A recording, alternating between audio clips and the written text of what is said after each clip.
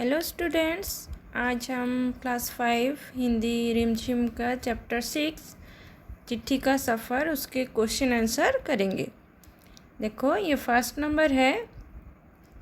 गांधी जी को सिर्फ उनके नाम और देश के नाम के सहारे पत्र कैसे पहुंच गया होगा?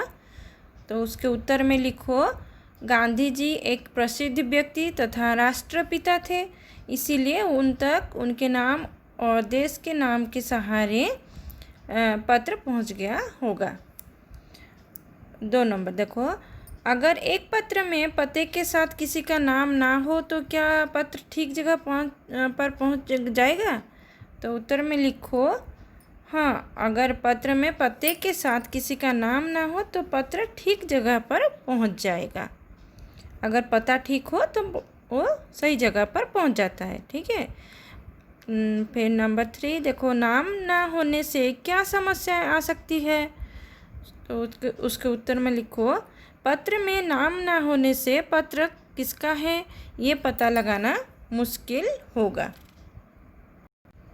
नंबर 4, पैदल हरकतों के किस किस तरह के दिक्कतों का सामना करना पड़ता होगा? तो उसके उत्तर में लिखो, पैदल हरकतों को रास्ते में डाकू, लुटेरों और जंगली जानवरों की चपेट में आने का डर बना रहता होगा। फिर देखो, नंबर 5 में दिया गया है, अगर तुम किसी को चिट्ठी लिख रहे हो तो पते में ये जानकारी किस क्रम में लिखोगे? यहाँ पे दिया गया है, देखो, गली या मोहल्ले का नाम, घर का नंबर, राज्य का नाम, खंड का नाम, कस्बे, शहर या गांव का नाम, जनपद का नाम नीचे दी गई जगह में लिखो। तो तुमको ये ऐसे लिखना है। उत्तर में देखो, घर का नंबर पहले लिखना है, फिर गली या मोहल्ले का नाम लिखना है, फिर उसके बाद खंड का नाम लिखना है, फिर उसके बाद कस्बे या शहर या गांव का नाम, फिर राज्य का नाम। तो इसमें दिया गया है, देखो तुमने इस क्रम में ही क्यों लिखा? तो इसमें ऐसे क्रम में क्यों लिखते हैं हम लोग? क्योंकि हमने पढ़ा है कि यहाँ पे क्या है, छोटी इकाई से हम बड़ी की तरफ जाते हैं, तो इसको इस क्रम में लिखेंगे।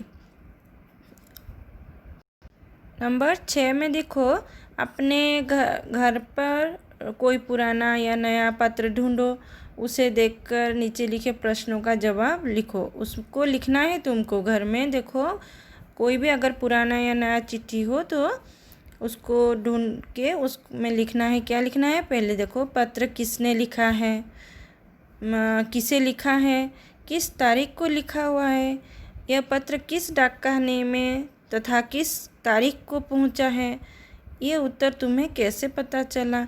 तो ये सब तुमको उसमें से ढूंढकर तुमको लिखना है। ठीक है, ये सब तुम लिख के रखना अपनी कॉपी में।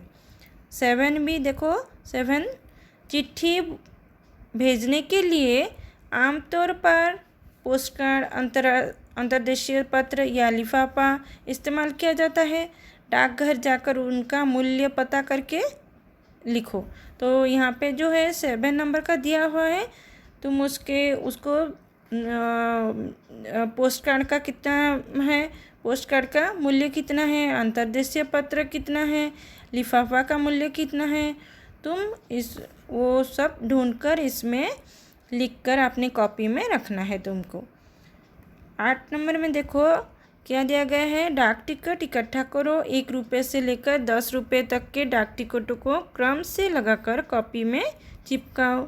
इकट्ठा किए गए डाक टिकटों पर अपने साथियों के साथ चर्चा करो।